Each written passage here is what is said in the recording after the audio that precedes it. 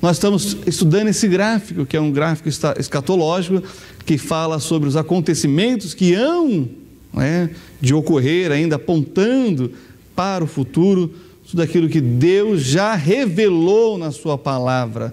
A Bíblia, quando trata de profecia, é como o jornal de amanhã. Ele já diz o que vai acontecer para o dia seguinte, tá bom? Nós já introduzimos, falando rapidamente sobre esse período do Antigo Testamento, a morte de Cristo, sua ressurreição, a ascensão ao céu, o Pentecostes com a descida do Espírito Santo, e também falamos rapidamente do período da igreja, que é esse que nós estamos vivendo, e o evento que a igreja aguarda, que é o arrebatamento, sem sinal, sem aviso, virá de repente. É isso que quer dizer a palavra arrebatamento, tá bom? E nós falamos do resultado do arrebatamento, que o corpo glorificado daqueles que morreram em Cristo e que foram ressuscitados para se encontrar com o Senhor nos ares, e aqueles que estavam vivos, né, que estarão vivos, terão seus corpos transformados. Para podermos entrar nessa dimensão chamada céu, nós precisamos ter um corpo glorioso, glorificado. E aí nós também falamos sobre isso que é mortal sendo revestido da imortalidade, isso que é corruptível sendo revestido da incorruptibilidade. E depois, na sequência, falamos o que vai acontecer no céu, o tribunal de Cristo, que é a prestação de contas para aqueles que viveram na fé e que serviram ao Senhor com seus dons, seus talentos, e que puderam contribuir na causa do Evangelho. O Senhor vai recompensá-los, a fim de que a gente possa depositar as coroas e os galardões aos pés de Cristo. Então nós recebemos dele para servi-lo e ainda somos recompensados por isso, mas no fim, nós dedicamos toda a glória a Deus. Também vimos as bodas do Cordeiro, que é o casamento, né, espiritual entre Cristo e a sua igreja, e a festa que vai acontecer no céu durante um período de 7 anos. Nós vimos que a festa, na época bíblica, podia durar 7 dias. Essa festa de casamento vai durar 7 anos. Olha que maravilha. Quem quase não gosta de festa, vai estar muito bem lá no céu, né? Porém, o que vai acontecer na terra? Tribulação. É sobre isso que nós vamos iniciar uma parte introdutória. Vamos ver o tempo, a duração, quando, porquê. Vamos ver as coisas que vai estar acontecendo. E essas coisas que vão estar acontecendo na tribulação são sinais que apontam para o outro assunto, que é a segunda vinda. Cristo voltando à terra com a sua igreja para julgar as nações. E aí tem a batalha do Armagedon, tão conhecido que até filmes, né, foram feitos tratando essa questão, tá bom? Então, o nosso gráfico, nós vamos ficar um tempo aqui, porque nós vamos depois verificar os tipos de juízos que Deus vai derramar sobre a face da terra. E essa parte talvez seja a das mais fascinantes, porque, irmãos,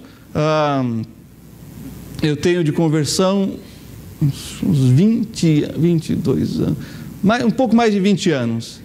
E na época que eu me converti, quem falava de fim de mundo, sabe, essas catástrofes e tal, eram os pastores. Mas há 2 anos atrás, quem começou a falar de fim de mundo foram cientistas, né? A Globo exibiu um documentário extraordinário com vários cientistas mundialmente conhecidos falando que nós estamos caminhando para isso. Então já não são mais os pastores, né, falando, são os cientistas, mas eles só vêm a confirmar o quê? Aquilo que já foi revelado nas Sagradas Escrituras, tá bom? Então o nosso desejo, embora seja um tema assim, um tanto quanto, né, intensivo, exaustivo e mais profundo, para que você possa saber e aprender e que isso produza na sua vida santificação, como o pastor Marcos pregou hoje pela manhã. Então vamos lá, abra sua Bíblia em Mateus capítulo 24, esse capítulo é um clássico sobre esses assuntos, nós vamos voltar para ele em outros momentos, mas vamos ler apenas, para iniciar, o verso 21. A ideia de colocarmos aí o PowerPoint é para que você tenha o esboço e você então não se perca durante as leituras, porque nós vamos manusear a palavra, nós vamos ir para o Antigo Testamento, vamos voltar para o Novo Testamento, vamos ver as epístolas, vamos ler o Apocalipse. Então, eu gostaria que você me acompanhasse, porque é de suma importância lermos os textos. Claro que você deve ler todos o capítulo inteiro, porém, na questão de tempo, nós vamos então convergir assim para alguns textos que são em si próprio, em si só, em um versículo, possa exprimir toda a verdade que trata o capítulo, tá bom? Então vamos lá, Mateus capítulo 24, verso 1, que diz: porque haverá então grande aflição, como nunca houve desde o princípio do mundo até agora, nem tampouco há de haver. Nada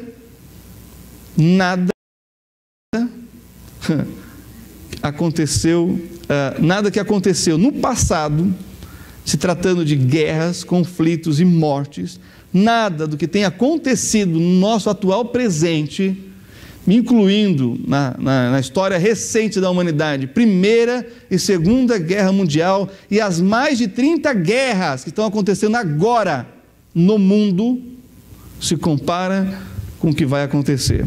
Por isso ele diz, como nunca haverá então grande aflição, como nunca houve desde o princípio do mundo até agora, até o momento em que isso vai acontecer, e isso está no nosso futuro. Então, a tribulação é um momento de angústia, de sofrimento e de julgamento de Deus sobre a humanidade pecadora. É o juízo de Deus sobre o homem que pratica a maldade ou que se entrega para a iniquidade. Uma outra coisa importante que nós precisamos destacar, então, é quando será a tribulação? Quando esse evento tão assim terrível vai acontecer?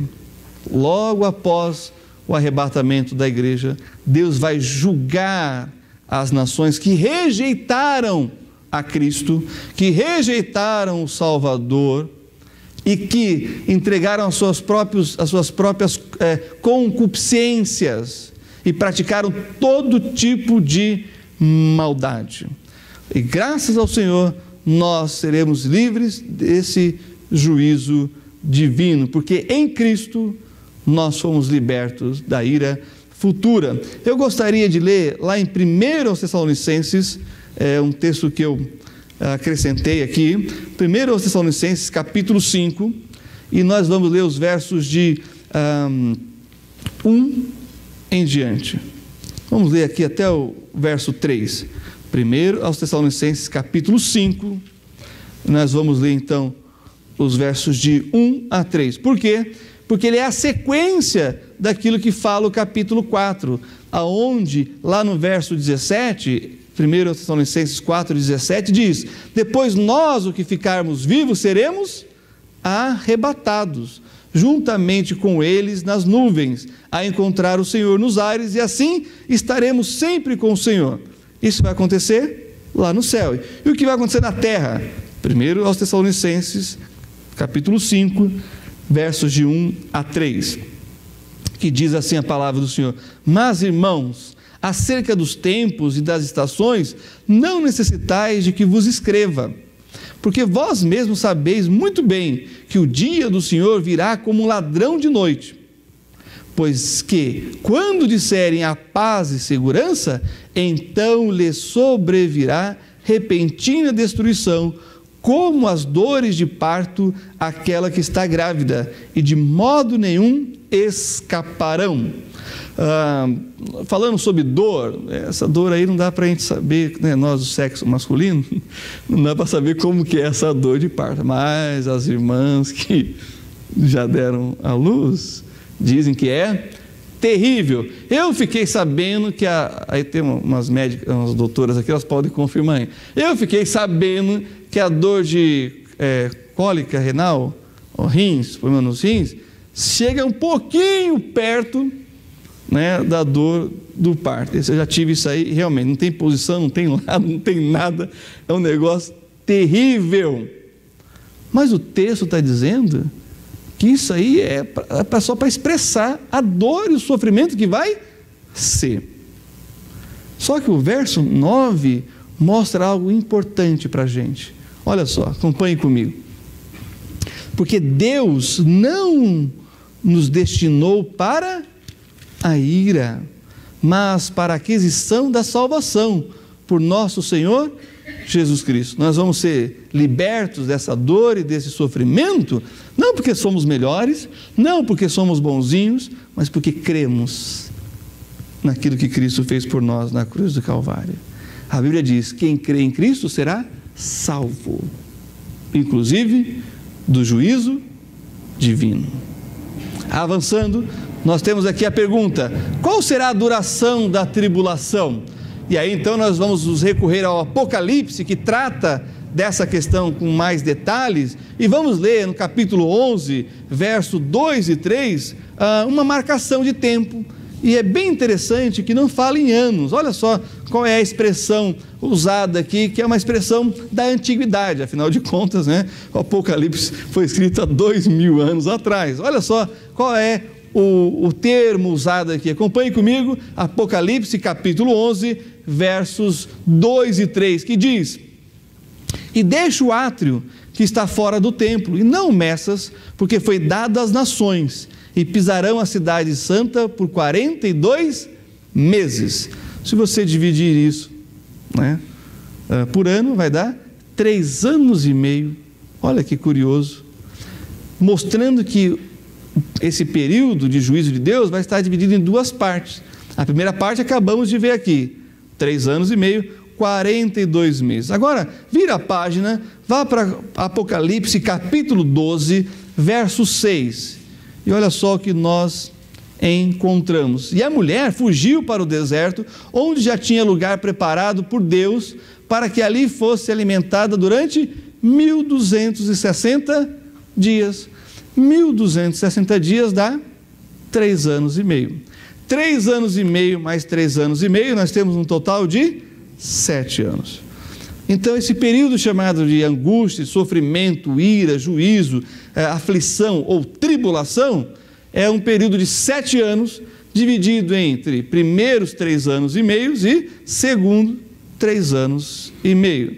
Isso é muito significativo, porque nós vamos olhar para a história de Israel e nós vamos ver que isso vai acontecer envolvendo o povo judeu. Por isso a importância de estarmos sempre com o olhar voltado para a nação de Israel, um paizinho tão pequenininho, que não tem nem petróleo, não tem diamante, não tem nada lá, só pedra. E ainda assim o mundo todo deseja, o mundo todo guerreia, luta para conquistar aquele pedaço de terra. Por que será? Porque é o único lugar que Deus disse: eu coloco o meu nome lá. E aí todo mundo quer enfrentar a Deus. E aí temos o problema que temos, inclusive, nos dias de hoje. Então, o que acontecerá no período de 7 anos de tribulação? E quando nós falamos que acontecerá nesse período, quer dizer que já está sendo montado, preparado, o quê? Agora, já. E isso nós podemos contemplar. Isso, irmãos, é como quando a gente vai ao teatro e chega antes, e você ouve uma movimentação por detrás das cortinas, o pessoal ainda está preparando, né, o cenário, eles estão testando as luzes, você começa a ver flashes, até que a cortina se abre e se inicia o espetáculo. Nós, hoje, já estamos ouvindo a preparação, já estamos vendo os deslumbres, flashes da preparação do que vai acontecer. Então, um evento que vai acontecer durante o período da tribulação é o reajuntamento do povo judeu em Israel. A maioria dos judeus não estão em Israel. Tem mais judeus morando em Nova York do que no estado de Israel. E eles vão ter que ser trazidos para Israel. Leia comigo, profeta Ezequiel, capítulo 20, versos 33 a 35. Profeta Ezequiel, capítulo 20, versos 33 a 35. Nós vamos confirmar isso nessa profecia de Daniel, acerca do reajuntamento do povo judeu na terra de Israel. Olha só o que está escrito aqui em Ezequiel capítulo 20, verso 33 a 35. Vivo eu, diz o Senhor Deus, que com mão forte e com braço estendido e com indignação derramada hei de reinar sobre vós, falando sobre o povo de Israel. E Deus não está muito bonzinho aqui não, vocês estão percebendo? Mão forte, braço estendido, e como é que ele está? Indignado. Mas ele vai reinar sobre esse povo. E o verso 34 diz: e vos tirarei dentre os povos, e vos congregarei das terras nas quais andais espalhados, com mão forte, e com braço estendido, e com indignação derramada, e vos levarei ao deserto dos povos.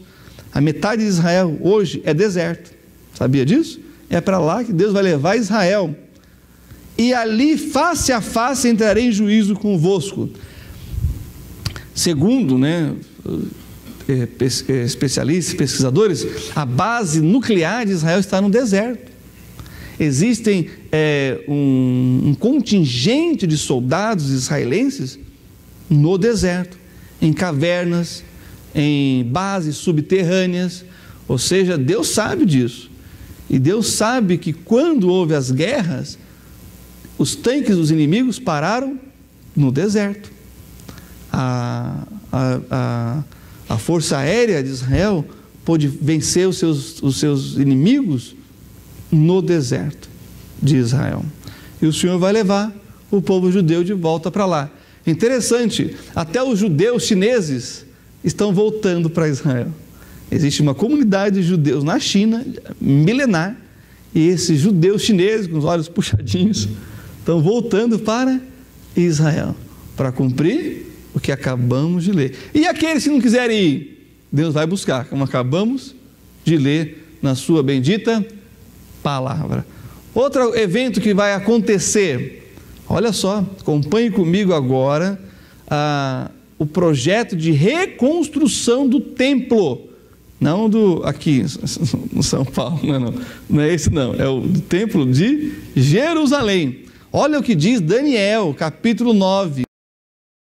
Acompanhe comigo, Daniel, capítulo 9, verso 27. Olha só o que nós encontramos. Aqui já fala de várias coisas importantes, eu quero destacar, nós vamos voltar para esse texto, porque ele é base, ele é fundamental para a compreensão desse assunto, mas eu quero destacar o que está aqui, olha só, no meio do versículo, mas vamos ler o versículo inteiro. E ele, o anticristo, firmará aliança com muitos, por uma semana não de dias, uma semana de anos, 7 dias, um ano para cada ano, um dia para cada ano, 7 anos, o que está lá no Apocalipse? 7 anos, 42 meses, mais 1260 dias, e na metade da semana fará cessar o sacrifício. Lembra que nós vimos 2 partes? Lá no Apocalipse.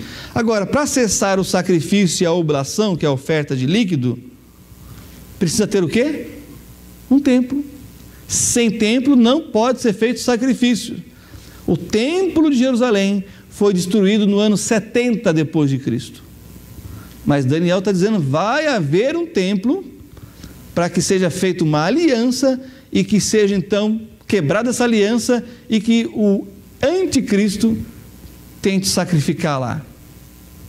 Agora, se você acessar, não faça isso agora, mas se você acessar na internet, Instituto do Templo é uma organização internacional com sede em Israel, trabalhando os preparativos para a reconstrução do templo.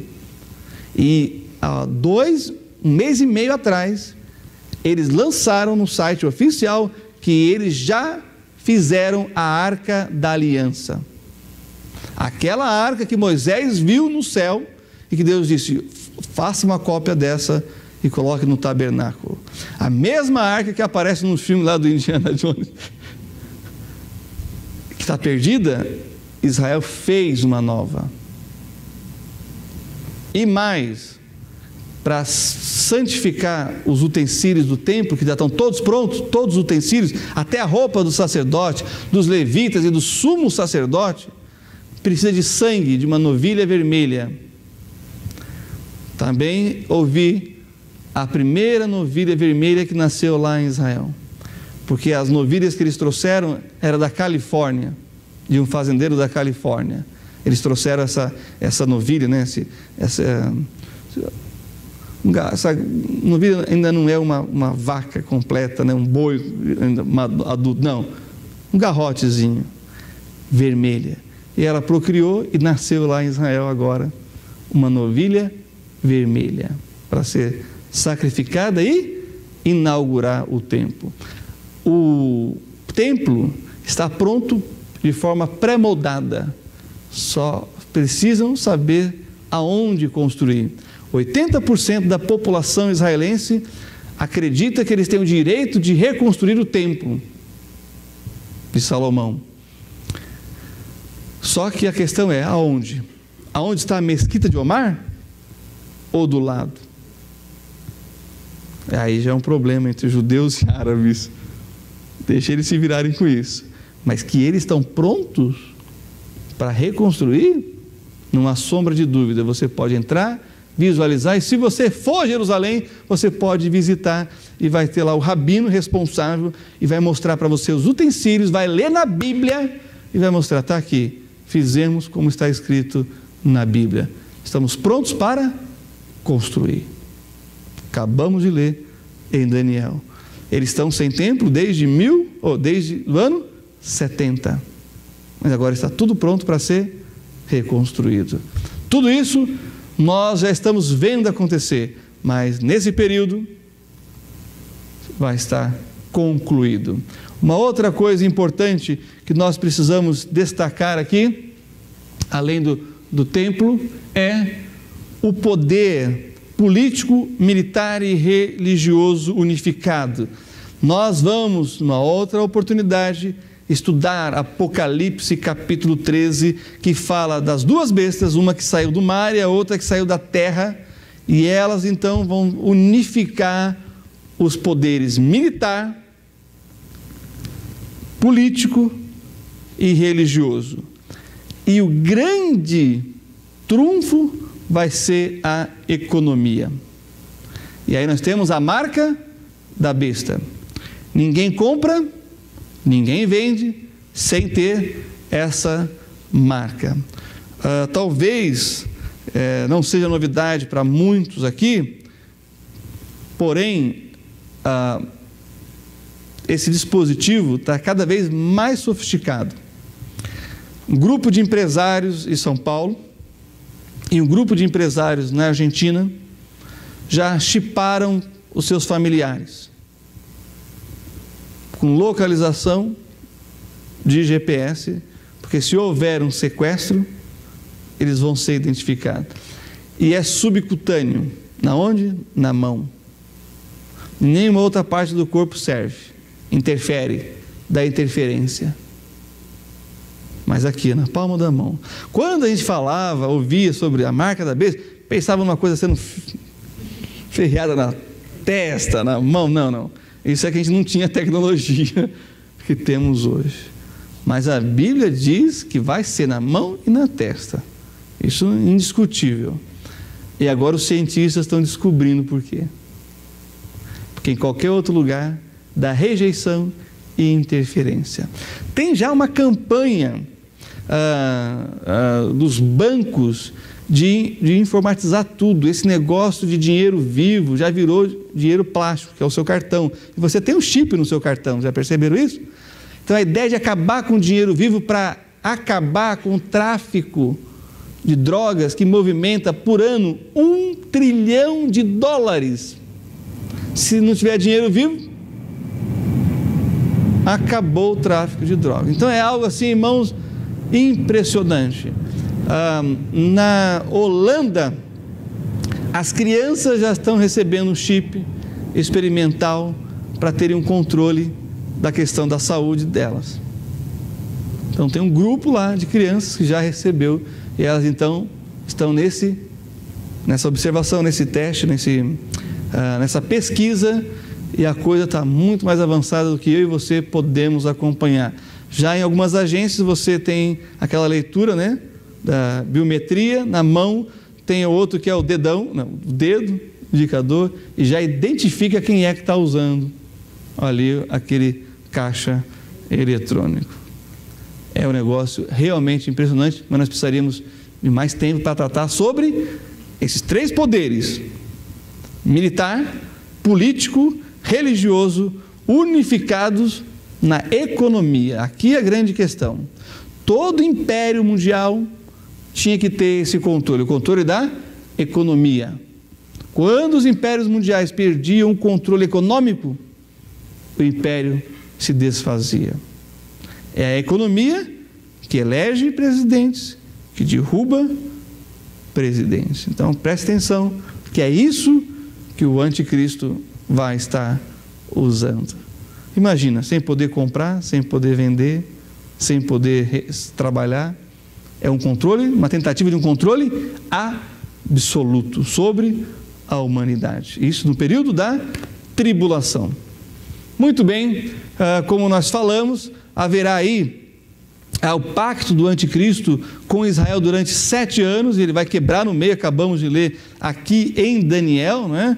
Ele vai firmar aliança com muitos por uma semana, e na metade da semana fará cessar o sacrifício e a oblação, e sobre a asa das abominações virá o assolador, e isso até a consumação, e o que está determinado será derramado sobre o assolador. Ele vai fazer aliança e vai quebrar, porque a aliança é o interesse apenas para poder ter uma unificação e ter um poder nas suas mãos, e depois ele quebra as suas alianças. Olha só, na sequência, o que nós teremos?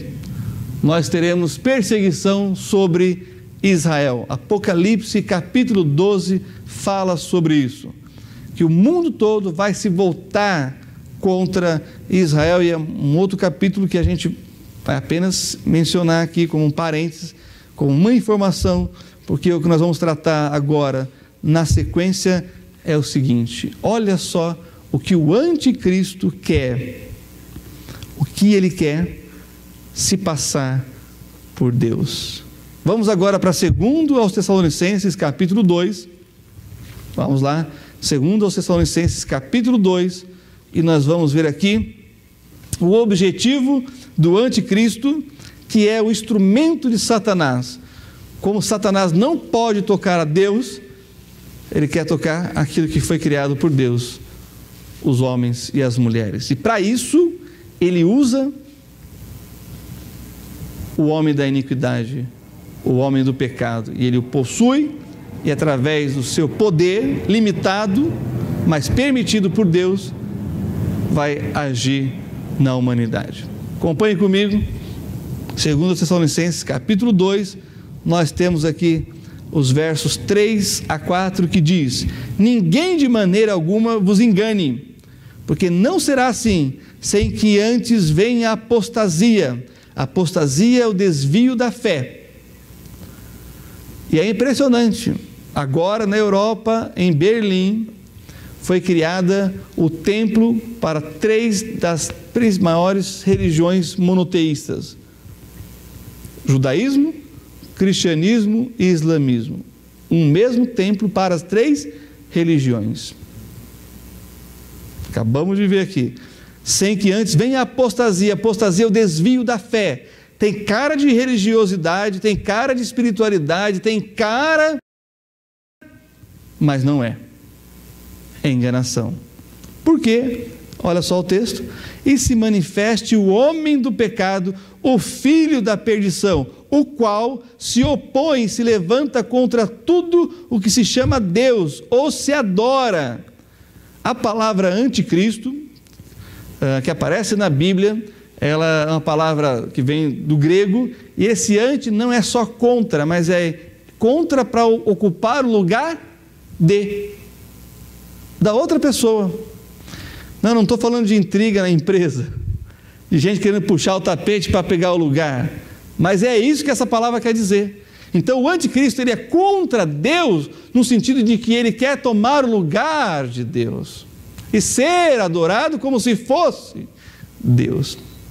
É por isso que na sequência aqui nós temos o que é dito aqui, olha. Mas eu vou voltar e vou ler novamente o verso 4 no seu início. O qual se opõe e se levanta contra tudo que se chama Deus ou se adora, de sorte que se assentará como Deus no templo de Deus, querendo parecer Deus. Esse é o objetivo.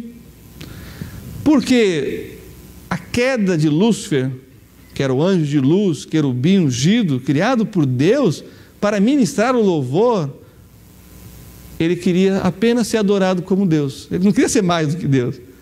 Ele só queria ser igual. Essa foi a queda dele.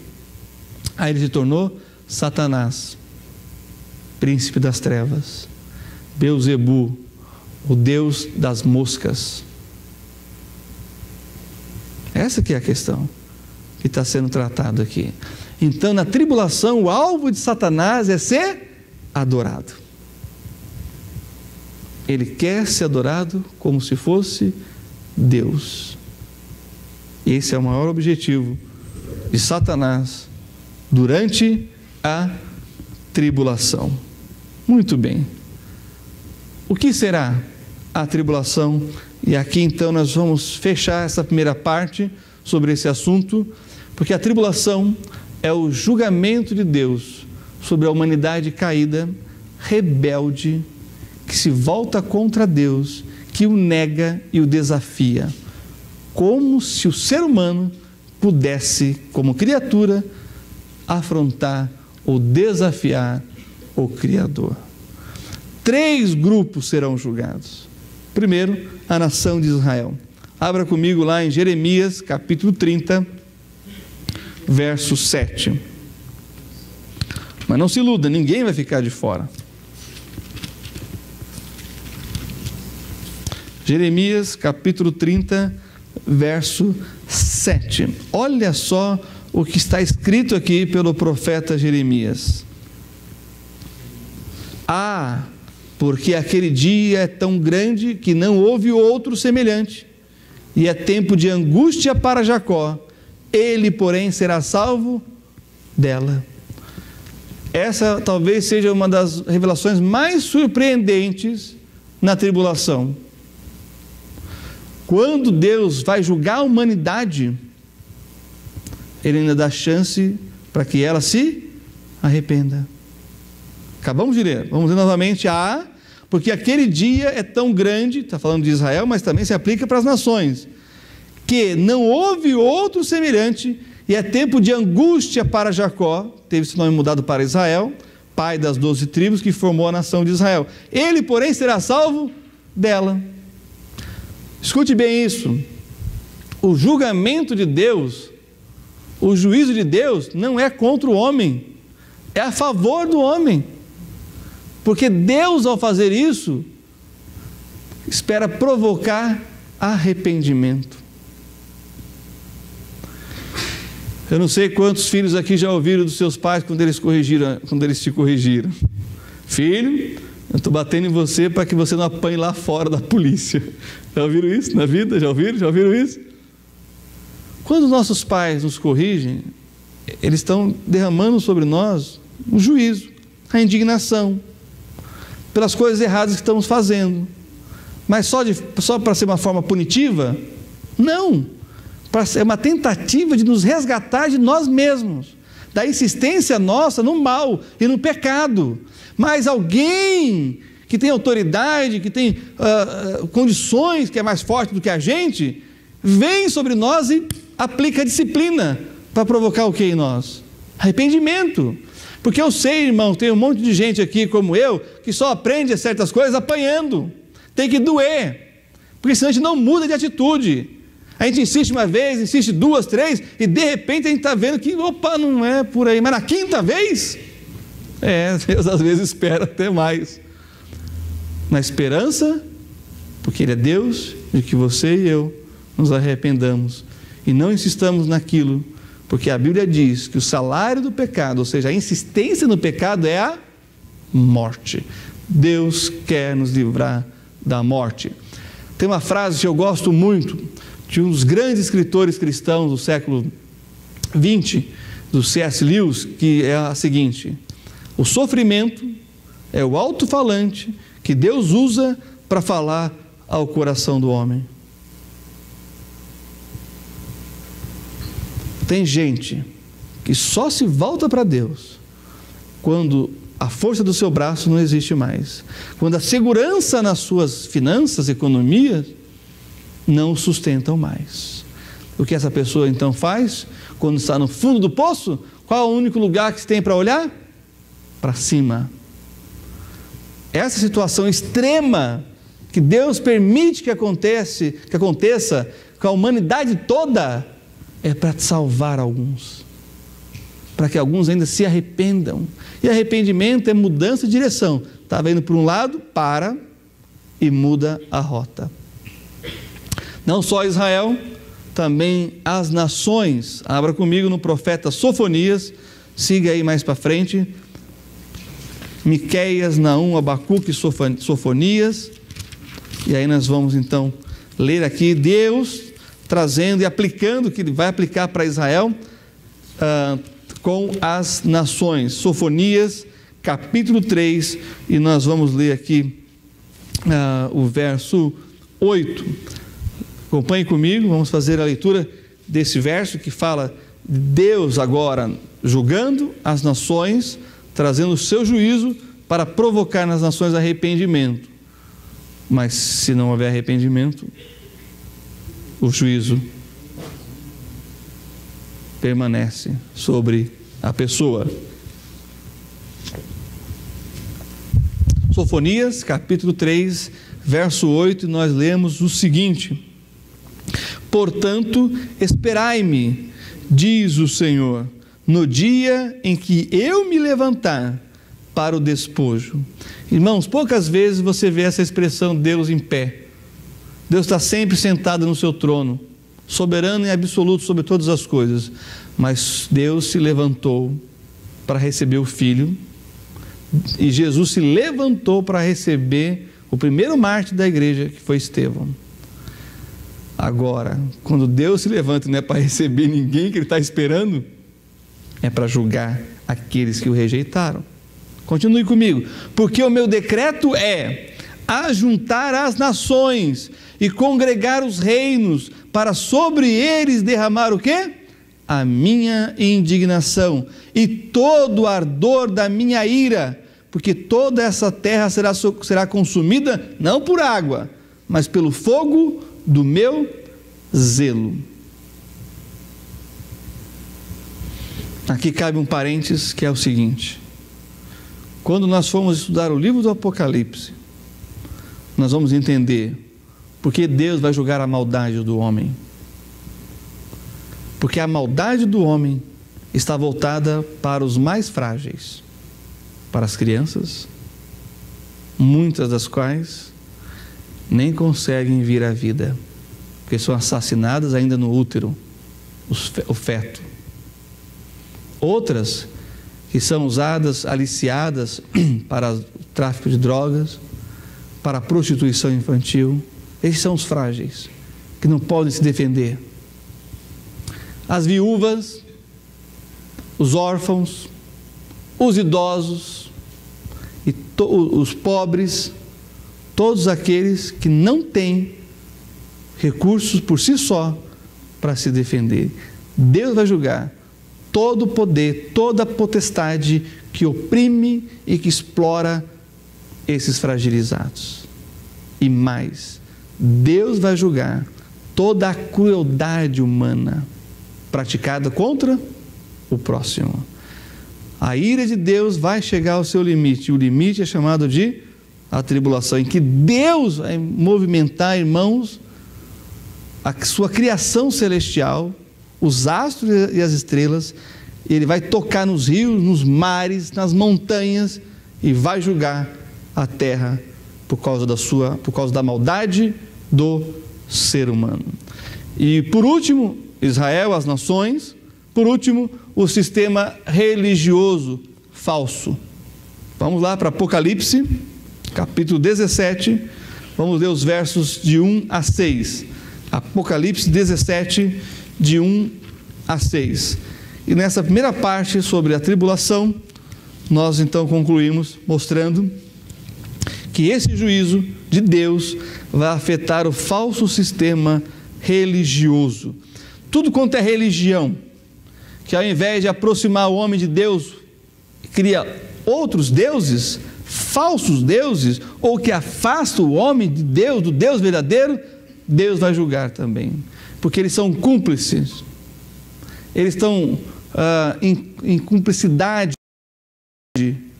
com o poder militar e o poder político. Toda religião que se envolve com isso, para ter fonte de lucro e de ganho, Deus vai julgar. Acompanhe comigo Apocalipse 17, 1 a 6, que diz assim as Sagradas Escrituras: E veio um dos 7 anjos que tinham as 7 taças e falou comigo dizendo-me: Vem, mostrar-te-ei a condenação da grande prostituta que está assentada sobre muitas águas. Águas representam as nações, os povos, com a qual fornicaram os reis da terra. E os que habitam na terra se embebedaram com o vinho da sua fornicação, que é prostituição espiritual aqui no caso. E levou-me em espírito a um deserto e vi uma mulher assentada sobre uma besta de cor de escarlata, que estava cheia de nomes de blasfêmias e tinha 7 cabeças e 10 chifres. Olha só a figura de linguagem que é usada aqui, como é poderosa na questão do seu efeito, né? Visual. Verso 4: E a mulher estava vestida de púrpura e de escarlata e adornada com ouro e pedras preciosas e pérolas. É rica e ostenta, é poderosa sobre a terra. E nós vamos continuar lendo aqui: tinha na sua mão um cálice de ouro cheio das abominações e da imundícia da sua fornicação, mas com aparência de religião. Verso 5: E na sua testa estava escrito o nome Mistério, a grande Babilônia. Babilônia é o lugar aonde surgiu a falsa religião, a religião de mistérios, o culto às estrelas, aos astros. Lá foi encontrado zigurates, torres que levavam os sacerdotes a adorar a criatura ao invés do Criador. A mãe das prostituições e abominações da terra, diz o finalzinho do verso 5. Agora o verso 6: E vi que a mulher estava embriagada do sangue dos santos e do sangue das testemunhas de Jesus. Toda religião que luta contra o nome de Jesus vai ser julgada, porque essas religiões matam aqueles que creem em Jesus. Agora, na Síria, milhares de cristãos sírios, uma igreja que está lá há 2000 anos, está sendo dizimada, assassinados. Nós tivemos com pessoas da Síria, irmãos nossos, que falaram assim: pastor, lá na nossa cidade, muitos cristãos, a cidade virou cidade fantasma, as pessoas estão refugiadas em abrigos, outros que puderam fugir como nós fugimos, mas tinha um atirador que subiu em cima do templo da nossa igreja, e ele ficava com a arma, vendo os cristãos passando e matando um por um, e ninguém podia fazer nada. No Irã, estão enforcando cristãos lá. Na Coreia do Norte, são milhares em campos de concentração, só porque creem em Jesus Cristo. Na China, se algum chinês se converter, perde o que tem, é levado preso e pode ser assassinado, e o preço da execução é debitado da família. São 3 lugares pior do mundo contra o cristianismo: Coreia do Norte, Síria e Iraque. No ano passado mataram um missionário amigo, que trabalhava na equipe de um amigo nosso, missionário amigo nosso, lá no norte do Iraque. Por que mataram ele? Porque ele cria em Jesus Cristo e seguia Jesus Cristo. Essa religião que persegue os seguidores de Jesus será julgado. É disso que está falando aqui. Olha o finalzinho do verso 6: E vendo-a eu, maravilhei-me com grande admiração, porque essa religião, ela tem poder, tem influência, essas religiões, e ela é gloriosa, porém não agrada a Deus. Olha o capítulo 18, versos de 1 a 3. E depois dessas coisas, que continua falando sobre a Babilônia, a mãe das religiões, vi descer do céu outro anjo que tinha grande poder, e a terra foi iluminada com a sua glória, e clamou fortemente com grande voz, dizendo: caiu a grande Babilônia, e se tornou morada de demônios, e covil de todo o espírito imundo, e esconderijo de toda ave imunda e odiável, porque todas as nações beberam do vinho da ira da sua fornicação, e os reis da terra fornicaram com ela, e os mercadores da terra se enriqueceram com a abundância de suas delícias. Também é uma religião mística, oculta, do ocultismo e de espiritismo, invocação de demônios. Deus vai julgar o falso sistema religioso. Isso tudo para mostrar para mim e para você que nada, nem ninguém pode brincar com Deus e não esperar consequências. Que Deus, irmãos, provoque em nós o temor que precisamos ter para viver a vida cristã. Graças a Deus, somos livres dessas coisas, do juízo de Deus, porque aceitamos o sacrifício de Cristo. Feche seus olhos, abaixe sua cabeça. Vamos ter uma palavra de oração nesse momento e de gratidão pelo Senhor que nos livra da ira futura em Cristo Jesus, nosso Senhor.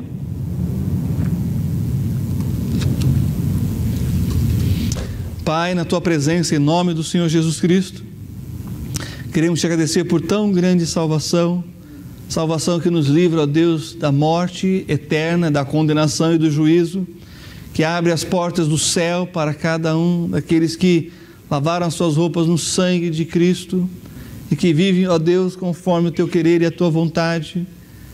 Ó Pai, nós também Te louvamos, porque o que o Senhor tem preparado para nós são palavras de vida e não de morte.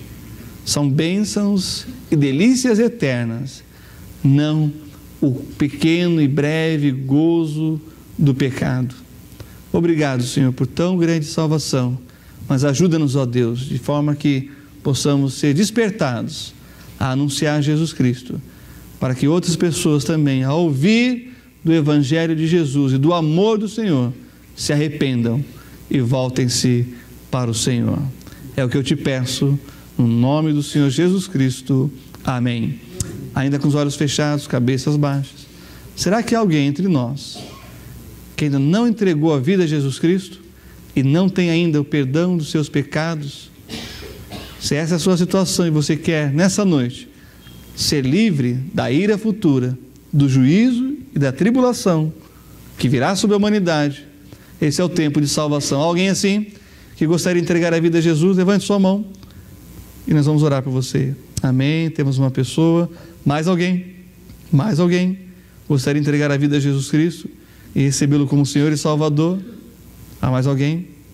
Pai, o Senhor sabe, o Senhor conhece cada vida. Completa a Tua obra em cada coração. E sobre esse, meu Deus, nosso querido, que tomou essa decisão de entregar a vida ao Senhor, que ele possa, ó Deus, ter a alegria da salvação e assim, meu Deus, ser uma bênção nas Tuas mãos, e que nós, como igreja, possamos recebê-lo com os braços abertos e poder ajudá-lo a crescer na graça e no conhecimento do Senhor Jesus Cristo. Obrigado, ó Pai, por tão grande salvação. Em nome do Teu Filho amado, Senhor Jesus, que oramos. Amém.